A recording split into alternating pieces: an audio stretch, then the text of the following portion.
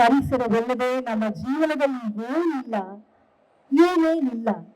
ಈ ಎಲ್ಲ ಸಂದೇಶವನ್ನ ನಮ್ಮ ಮುಂದೆ ತರುವಂತಹ ಪ್ರಯತ್ನ ಡಾಕ್ಟರ್ ರಾಜವೀರ್ ಅವರ ಬರವಣಿಗೆಯಲ್ಲಿ ಮೂಡಿ ಬಂದಿರುವಂತಹ ಪಿಟ್ಲು ರಾಮ ಪುಸ್ತಕ.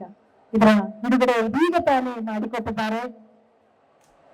ಶ್ರೇಷ್ಠತೆಯನ್ನ ಮೆರೆವ ಸಾಹಿತ್ಯ ಲೋಕದಲ್ಲಿ ತಮ್ಮ ಬರವಣಿಗೆಯ ಮೂಲಕ ನಮ್ಮ ಕನ್ನಡದ ಘನವನ್ನ ಬೆರೆಸಿರುವಂತ ಪದ್ಮಶ್ರೀ ಡಾಕ್ಟರ್ ದೊಡ್ಡರಂಗೇಗೌಡ ಸರ್ ಅವರು, ಸುಚೇಂದ್ರ ಪ್ರಸಾದ್ ಸರ್ ಅವರು, ಶಿವಾನಂದ್ ಸರ್ ಅವರು, ಜಗದೀಶ್ ಅವರು, ಮುನಿಮನಸ್ಸು ಅವರು, ಮಂಜು ಕವಿ ಅವರು, ಶ್ರುತಿ ಅವರು, ಇವರೆಲ್ಲರ ಜೊತೆಯಾಗಿ ಪುಸ್ತಕವನ್ನ ಇದೀಗ ತಾನೇ ಬಿಡುಗಡೆ ಮಾಡಿಕೊಟ್ಟಿದ್ದಾರೆ. ಶುಭವಾಗಲಿ. ಜನರ ಪ್ರೀತಿ, ಜನರ ಆಶೀರ್ವಾದ ಹಾಗೂ ಸಂಪೂರ್ಣವಾದ ಯಶಸ್ಸು ಈ ಪುಸ್ತಕಕ್ಕೆ ಸಿಗಲಿ ಅಂತ ಆಶಿಸ್ತೀವಿ. ಈಗ ತಾನೇ ಲೋಕಾರ್ಪಣೆಯಾಗಿದೆ. ಬಹಳ ಕನಸಿತ್ತು ಡಾಕ್ಟರ್ ರಾಜವೀರ್ ಅವರಿಗೆ. ಈ ಕ್ರಿಯೇಟಿವ್ ಪ್ರಪಂಚದಲ್ಲಿ, ಬಣ್ಣದ ಲೋಕದಲ್ಲಿ ಕಲೆ ಶ್ರೀಮಂತಿಕೆ ಎಲ್ಲಿ ತೋರುತ್ತೋ ಆ ಜಾಗದಲ್ಲಿ ಒಂದು ಪುಟ್ಟ ಕೊಡುಗೆ ನಂದು ಬರಬೇಕು ಅಂತ ಇವತ್ತು ಅವರ ಕನಸಿಗೆ ರೆಕ್ಕೆ ಸಿಕ್ಕಿದಾಗಿದೆ. ವೇದಿಕೆಯಲ್ಲಿರುವಂತಹ ಗಣ್ಯರೆಲ್ಲರೂ ಸೇರಿ ಆಶೀರ್ವಾದ ಮಾಡಿ ಡಾಕ್ಟರ್ ರಾಜವೀರ್ ಅವರ ಕನಸಿನ ಕೂಸು ಪಿಟ್ಲು ರಾಮ ಪುಸ್ತಕವನ್ನ ಬಿಡುಗಡೆ ಮಾಡಿದ್ದಾರೆ. ಇದು ಕೇವಲ ಪುಸ್ತಕವಾಗಿ ಉಳಿಯೋದಿಲ್ಲ. ಇಲ್ಲೊಂದು ಟ್ವಿಸ್ಟ್ ಇದೆ. ನಮ್ಮೆಲ್ರಿಗೂ ಟ್ವಿಸ್ಟ್ ಇಷ್ಟ ಅನ್ನೋ ಕಾರಣ ಈ ಪುಸ್ತಕ ಇನ್ನೇನು ಕೆಲವು ತಿಂಗಳಲ್ಲಿ ಚಿತ್ರವಾಗಿ ಕೂಡ ನಿಮ್ಮ ಮುಂದೆ ಬರಲಿದೆ. ಮೊಟ್ಟ ಮೊದಲ ಬಾರಿಗೆ ಕಥೆಯನ್ನ ಮೊದಲು ನಿಮ್ಮ ಮುಂದೆ ತಂದು ಒಂದು ಸಿನಿಮಾ ಮಾಡ್ತಾ ಇದ್ದೀವಿ ಅನ್ನೋ ಹೆಮ್ಮೆ ರಾಜವೀರ್ ಅವರಿಗೆ. ಶ್ರುತಿ ಮೇಡಮ್ ಅವರು ಇಲ್ಲೇ ಇದ್ದಾರೆ. ಅವರ ನಿರ್ಮಾಣದಲ್ಲಿ ನಮ್ಮ ಮಂಜು ಕವಿ ಸರ್ ಅವರಿದ್ದಾರೆ ಹಾಗೂ ಮುನಿಮನಸ್ಸು ಅವರಿದ್ದಾರೆ. ಇವರೆಲ್ಲರ ಜೊತೆ ಸೇರಿ ಈ ಪುಸ್ತಕಕ್ಕೆ ಒಂದು ಸಿನಿಮಾ ರೂಪವನ್ನ ಕೂಡ ಕೆಲವೇ ತಿಂಗಳಲ್ಲಿ ನೀಡಿದ್ದಾರೆ. ಎಲ್ಲರಿಗೂ ನಮಸ್ಕಾರ. ನಮ್ಮ ಮಾಧ್ಯಮ ಮಿತ್ರರಿಗೆ ಒಂದು ಸ್ವಾಗತ. ನಾನು ಮತ್ತೆ ನಮ್ಗೆಲ್ಲರಿಗೂ ಒಂದು ಮಾಧ್ಯಮ ಮಿತ್ರರಿಗೆ ಕೇಳ್ಕೊಂತಾ ಇದ್ದೀನಿ. ತುಂಬಾ ದಿವಸದಿಂದ ನೀವು ನಮಗೆ ತುಂಬಾ ಸಹಕಾರ ಮಾಡಿದ್ದೀರಾ. ಹಲವಾರು ನಮ್ಮ ಸಾಂಗ್ಗಳನ್ನು, ಹಾಡುಗಳನ್ನ ಜನತೆಗೆ ತಲುಪಿಸೋದಕ್ಕೆ ತಮ್ಮ ಪ್ರಯತ್ನ ಅದ್ಭುತವಾಗಿದೆ. ಅದಕ್ಕೆ ನಮಗೆ ಎಲ್ಲರಿಗೂ ನಾನು ನಮಸ್ಕಾರ ತಿಳಿಸ್ತಾ, ವೇದಿಕೆ ಮೇಲೆ ಅಲಂಕೃತ ಅಧ್ಯಕ್ಷರಾದ ಪದ್ಮಶ್ರೀ ನಮ್ಮ ಡಾಕ್ಟರ್ ದೊಡ್ಡರಂಗೇಗೌಡ ಸಾಹೇಬರು ಹಾಗೂ ಡಾಕ್ಟರ್ ಸುಚೇಂದ್ರ ಪ್ರಸಾದ್ ಸರ್ ಅವರು ಇವತ್ತು ಕನ್ನಡ ಪದೋಚ್ಚಾರ ಶಿರೋಮಣಿಯನ್ನು ಒಂದು ಬಿರುದು ತಗೊಂಡಿದ್ದಾರೆ. ಯಾಕಂದ್ರೆ ಅವರು ಮಾತಾಡ್ತಿದ್ರ ಒಂದು ಉಚ್ಚಾರ ಪದಗಳನ್ನ ನಾವು ಯಾವುದೇ ಹಳೆಗನ್ನಡದಲ್ಲಿ ಹಳೆಯ ಕಾಲದಲ್ಲಿ ಕೇಳಿದಂಗೆ ಅಂತ ವರ್ಡ್ಸ್ಗಳನ್ನ ಅವ್ರು ಮಾತಾಡ್ತಾರೆ. ಈಗ ಅದನ್ನ ಅವರ ಪದೋಚ್ಚಾರಗಳನ್ನ ತಾವೆಲ್ಲ ಈಗ ಅನುಭವಿಸ್ತಿದ್ದೀರಿ. ಈಗ ಅವ್ರಿಗೂ ಕೂಡ ನಾನು ಅವ್ರಿಗೆ ನಮಸ್ಕರಿಸ್ತಾ, ಪ್ರಾಧ್ಯಾಪಕರಾದ ಕನ್ನಡ ಪ್ರಾಧ್ಯಾಪಕರು ಡಾಕ್ಟರ್ ಭರತ್ ಅವರು ಅವ್ರಿಗೂ ನಾನು ನಮಸ್ಕರಿಸ್ತಾ, ಶಿವಾನಂದ್ ಸರ್ ಅವರು ಅವ್ರಿಗೂ ನನ್ನ ನಮಸ್ಕಾರವನ್ನು ತಿಳಿಸ್ತಾ, ವೇದಿಕೆಯಲ್ಲಿ ಜಗದೀಶ್ ಸರ್ ಇದ್ದಾರೆ, ಮುನಿಮನ್ ಸರ್ ಇದ್ದಾರೆ, ಡೈರೆಕ್ಟರ್ ಇದ್ದಾರೆ, ಶ್ರುತಿ ಮೇಡಮ್ ಅವರು, ಪ್ರೊಡ್ಯೂಸರ್ ಅವರು, ಇವರೆಲ್ಲರೂ ನಾನು ನಮಸ್ಕಾರ ತಿಳಿಸ್ತಾ, ಹಾಗೂ ನಮ್ಮ ಎಲ್ಲ ಬಂಧು ಬಾಂಧವ ನಡೆದುಕೊಂಡವರಿಗೆಲ್ಲ ನನ್ನ ನಮಸ್ಕಾರಗಳನ್ನು ತಿಳಿಸ್ತಾ, ನಿಮ್ಮ ಆಶೀರ್ವಾದ ಬೇಕು. ಯಾಕಂದ್ರೆ ಒಬ್ರು ಕನ್ನಡ ಪ್ರಾಧ್ಯಾಪಕರಾಗಿರೋ, ಎಲ್ಲಿನೋ ಕನ್ನಡ ಲಿಟ್ರೇಚರ್ ಆಗಿರೋರು ಕತೆ, ಕವನ, ಕಾದಂಬರಿ ಬರೆಯೋದು ಕೇಳಿದ್ದೀರಾ. ಆದ್ರೆ ನಾನೊಬ್ಬ civil engineer, BE civil engineering ಮಾಡ್ಕೊಂಡು ಮೈಸೂರಲ್ಲಿ NI ಕಾಲೇಜಲ್ಲಿ ಮಾಡ್ಕೊಂಡು ಇವತ್ತೊಂದು ಕಾದಂಬರಿ ಬರ್ತಿದ್ದೀನಿ ಅಂದ್ರೆ ಇದು ನನಗೆ ನಂಬಕ್ಕಾಗ್ತಾ ಇಲ್ಲ. ಇದಕ್ಕೆಲ್ಲ ಕಾರಣ ನಾನು ಹೈಸ್ಕೂಲ್ನಲ್ಲಿ ಓದ್ತಿರ್ಬೇಕಾದ್ರೆ ದೊಡ್ಡರಂಗೇಗೌಡರು ಸಾಹೇಬ್ರು ಅವರ ಒಂದು ಪ್ರವಚನ ಕೊಡ್ತಾ ಇದ್ರು ನಮ್ಮ ಸ್ಕೂಲಿಗೆ ಬಂದು. ಅವತ್ತು ನಾನು ಅನ್ಕೊಂಡೆ ಜೀವನದಲ್ಲಿ ಏನಾದರೂ ಒಂದು ಅವರ ದಾರಿನಲ್ಲಿ ನಾನು ನಡಿಬೇಕು ಅಂದ್ರೆ ನಾನು ಇಂಜಿನಿಯರಿಂಗ್ ತಗೊಂಡಿದ್ದೀನಿ. ಇದು ಹೆಂಗ್ ಸಾಧ್ಯ? ಅದಕ್ಕೂ ಒಂದು ಕಾರಣ ಇದೆ. ನಮಗೆ ಕರ್ನಾಟಕದ ಚಾಮರಾಜನಗರದಿಂದ ಹಿಡಿದು ಮಹಾರಾಷ್ಟ್ರದ ಬಾರ್ಡರ್ ತೊದಲಬಾಗಿ ಅನ್ನೋ ವಿಲೇಜಿನವರೆಗೂ ನಾನು ಒಂದು ಸರ್ಕಾರಿ ಕೆಲಸ ಮಾಡಿಕೊಂಡು BBMP-ನಲ್ಲಿ 16 ವರ್ಷ ಕೆಲಸ ಮಾಡಿದ್ದೀನಿ. ಈ ಎಲ್ಲ ಒಂದು ಅನುಭವಗಳು ಇವತ್ತು ಜನತೆಗೆ ಏನೇನು ಕಷ್ಟಗಳು ಅನುಭವಿಸ್ತಾ ಇದ್ದಾರೆ ಅದನ್ನೆಲ್ಲ ಎಳೆಯಾಗಿ ಒಂದೊಂದಾಗಿ ಸ್ಟೇಜ್ ಬೈ ಸ್ಟೇಜ್ ಒಂದೊಂದು ಕೃತಿ ಮೂಲಕ ಅವರಿಗೆ ಏನು ಕಷ್ಟಗಳು, ಯಾವ್ಯಾವ ಏರಿಯಾದಲ್ಲಿ ಏನೇನು ತೊಂದರೆಗಳಾಗ್ತಾ ಇದೆ ಅದ್ರ ಬಗ್ಗೆ ನಾನು ಮಾಹಿತಿ ಕೊಡಬೇಕು. ಇವಾಗ ಮೊದಲಿಗೆ ನಾನು ಏನು ಇದನ್ನ ಆರಿಸ್ಕೊಂಡೆ, ನಾನು ಪರಿಸರದ ಬಗ್ಗೆ ಜಾಗೃತಿ ಮೂಡಿಸೋದು ಒಂದೇ ಅಲ್ಲ, ಇವತ್ತು ನಮ್ಮ ಜನಗಳಿಗೂ ಅಷ್ಟೇ. ಇವತ್ತು ನೋಡಿದ್ರೆ ಪ್ರತಿಯೊಂದು ಸಂಸಾರದಲ್ಲೂ ಗಲಾಟೆ, ಜಗಳ, ಇದರಿಂದ ಮಕ್ಕಳು ಓದೋದಕ್ಕೆ ಅವರ ಮನಸ್ಸಿನ ಮೇಲೆ ಆಗ್ತಕ್ಕಂಥ ಆಘಾತಗಳು, ಪರಿಣಾಮಗಳು, ಇವನ್ನೆಲ್ಲ ಮನಸ್ಸಲ್ಲಿ ಇಟ್ಕೊಂಡು ಒಂದು ಕೃತಿ ಮಾಡಿದೆ ನಾನು. ಅದೇ ಪಿಟ್ಲು ರಾಮ. ಪಿಟ್ಲು ರಾಮ ಅಂದ್ರೆ ಒಬ್ಬ ಸಾಧಾರಣವಾದ ಮನುಷ್ಯ ಯಾರಿಗಾದ್ರೂ ಬುದ್ಧಿ ಹೇಳಕ್ ಹೋದ್ರೆ ಸಾಕು ಹೋಗಪ್ಪ ಕಂಡಿದ್ದೀನಿ ನಿನ್ನ ನೋಡ್ಕೊಂತ ಅಂದ್ಬಿಟ್ಟು ಹೇಳೋ ಪರಿಸ್ಥಿತಿ ಬಂದಿದೆ ಇವತ್ತು. ಆದ್ರೆ ಒಬ್ಬ ಹುಚ್ಚ ಬೆಣ್ಣೆ ಹಿಡ್ಕೊಂಡು ನಿಂತ್ಕೊಂಡ್ರೆ ಎಂತನೇ ಮಾತು ಕೇಳ್ತಾರೆ, ಕೂತ್ಕೊಂಡ್ರೆ ನಿಂತ್ಕೊಂತಾರೆ. ಇದನ್ನ ನಾನು ಕಣ್ಣಾರೆ ನೋಡಿ ಒಂದು ಸನ್ನಿವೇಶದಲ್ಲಿ ಈ ಒಂದು ಅನುಭವ ನನಗೆ ಪ್ರತಿಮಾ ತರಲಿಕ್ಕೆ ಒಂದು ಪ್ರೇರಣೆ ಆಯ್ತು. ನಮ್ಮ ದೊಡ್ಡರಂಗೇಗೌಡರ ಸಾಹೇಬರ ಆಶೀರ್ವಾದ ಮತ್ತೆ ಒಂದು ನನ್ನ ಸುತ್ತಮುತ್ತ ನಡೆದಿರ್ತಕ್ಕಂಥ ಒಂದು ವಿದ್ಯಮಾನಗಳು ಏನಿದೆ ಇದು ನನಗೆ ಇವತ್ತು ಕೃತಿನ ತರಲಿಕ್ಕೆ ಬರೀಲಿಕ್ಕೆ ಸಹಕಾರಿಯಾಗಿದೆ. ಇದರಲ್ಲಿ ನಮ್ಗೆ ಒಂದು ಆಸ್ ಎ ಇಂಜಿನಿಯರ್ ಇದನ್ನ ಯಾವ ರೀತಿ ನಾನು ಕೃತಿ ರೂಪಕ್ಕೆ ತರಬೇಕು ಅಂತ ನನಗೆ ಕೆಲವೊಂದು ಕಷ್ಟ ತೊಂದರೆಗಳಿತ್ತು, ಅದರ ಅರ್ಥ ಆಗ್ತಾ ಇರಲಿಲ್ಲ. ಅದಕ್ಕೆ ಮಾರ್ಗದರ್ಶನ ನೀಡಿದವರು ನಮ್ಮ ಶಿವಾನಂದ ಸರ್ ಅವರು.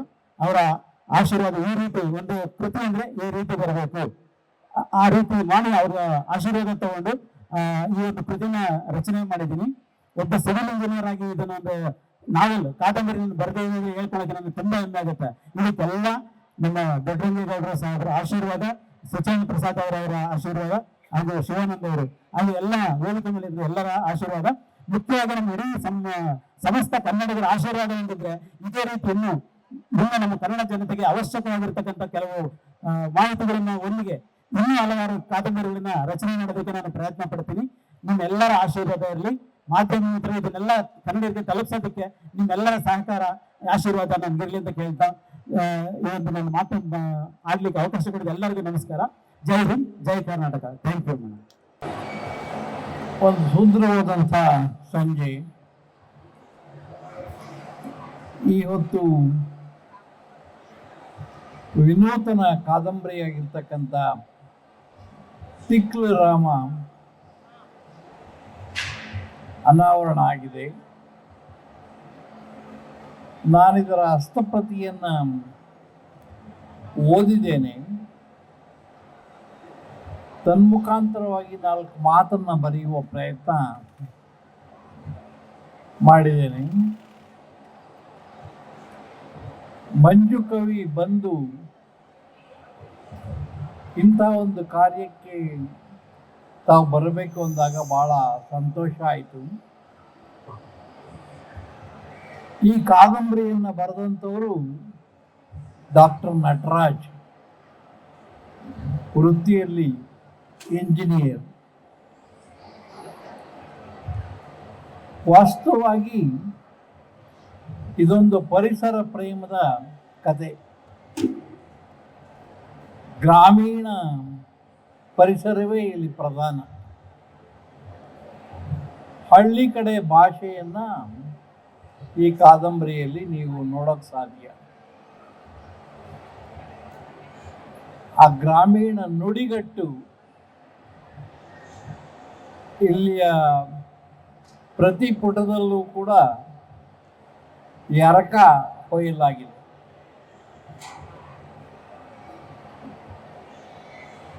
ಮಂಜು ಕವಿ ಇದಕ್ಕೆ ಸಂಗೀತ ನೀಡುವ ಪ್ರಯತ್ನವನ್ನು ಮಾಡಿದ್ದಾರೆ.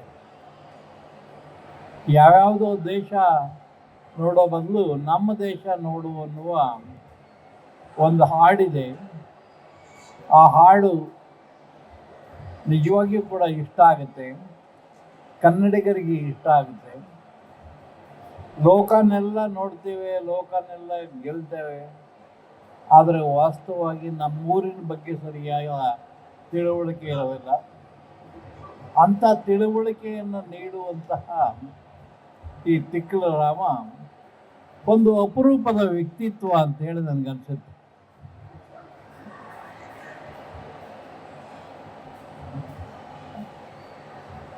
ಶಿವಾನಂದ ಅವರು ಪಳಗಿದ ಲೇಖಕರು, ಚಿತ್ರಕಥೆಗಳನ್ನು ಬರೆದವರು, ನಿರ್ದೇಶನ ಮಾಡಿದವರು. ಅವ್ರ ಜೊತೆ ನಾನು ಕೆಲಸ ಮಾಡಿದ್ದೇನೆ, ಅಥವಾ ಅವರು ನನ್ನ ಜೊತೆ ಕೆಲಸ ಮಾಡಿದ್ದಾರೆ, ಆ ಥರ ಹೇಳೋದು ಭಾಳ ಒಳ್ಳೆಯದು.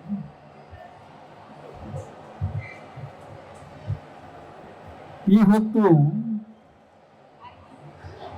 ಏನಾಗಿದೆ ಅಂತಂದರೆ,